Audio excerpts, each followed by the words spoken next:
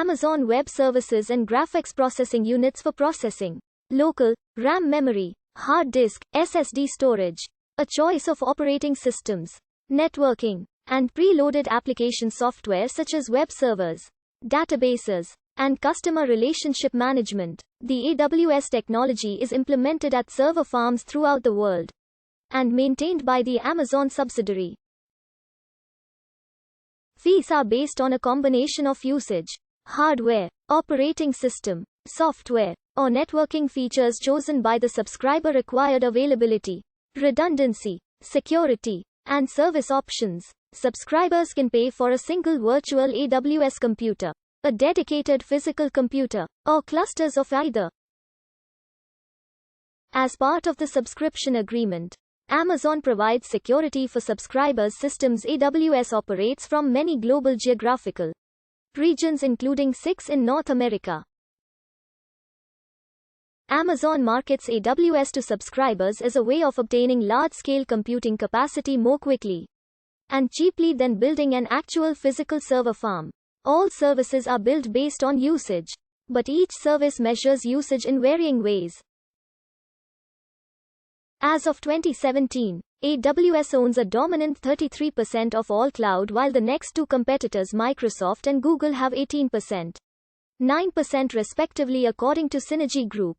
As of 2021, AWS comprises over 200 products and services, including computing, storage, networking, database, analytics, application services, deployment, management, mobile, developer tools, and tools for the Internet of Things. The most popular include Amazon Elastic Compute Cloud. Most services are not exposed directly to end users, but instead offer functionality through APIs for developers to use in their applications. Amazon Web Services offerings are accessed over HTTP, using the REST architectural style and SOAP protocol for older APIs and exclusively JSON for newer ones. The genesis of AWS was when, in the early 2000s, experience with building Merchant.com, Amazon's e-commerce as a service platform for third-party retailers to build their own web stores, made them pursue service-oriented architecture as a means to scale their engineering operations, led by the then CEO, Alan Vermeulen.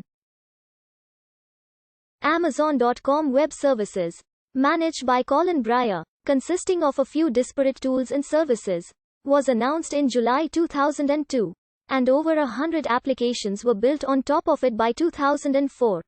In the summer of 2003, Andy Jassy had taken over Breyer's portfolio at Rick Dalzell's behest, after Vermeulen, who was Bezos' first pick, declined the offer.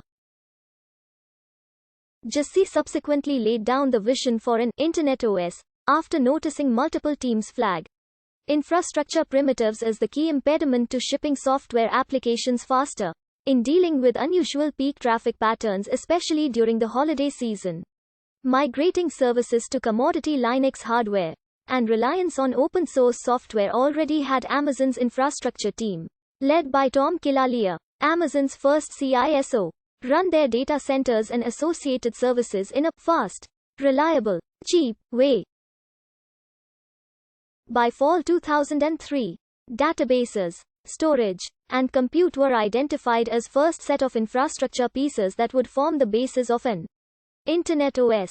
Jeff Barr, an early AWS employee, credits Vermeulen, Jassy, Bezos himself and a few others for coming up with the idea of what would evolve into EC2, S3, and RDS, whilst Jassy recalls that being a result of brainstorming for about a week with 10 of the best technology minds and 10 of the best product management minds, on about 10 different Internet applications and the most primitive building blocks required to build them. Werner Wergels puts down Amazon's desire to make the process of invent, launch, reinvent, relaunch, start over, rinse, repeat, as fast as it could be to have led them to break down organizational structures with two pizza teams and application structures with distributed systems, and that these changes ultimately paved way for the formation of AWS and its mission to expose all of the atomic-level pieces of the Amazon.com platform. According to Brewster Kahle, co-founder of Alexa Internet, which was acquired by Amazon in 1999, His startup's compute infrastructure helped Amazon solve its big data problems and later informed the innovations that underpinned AWS. Jassy assembled a founding team of 57 employees from a mix of engineering and business backgrounds to kickstart these initiatives, with a majority of the hires coming from outside the company. Jeff Lawson, Twilio CEO, and Adam Selipsky, Tableau CEO, among them. In late 2003, the concept for compute, which would later launch as EC2, was reformulated when Chris Pinkham and Benjamin Black presented a paper internally describing a vision for Amazon's retail computing infrastructure that was completely standardized, completely automated, and would rely extensively on web services for services such as storage and would draw on internal work already underway. Near the end of their paper, they mentioned the possibility of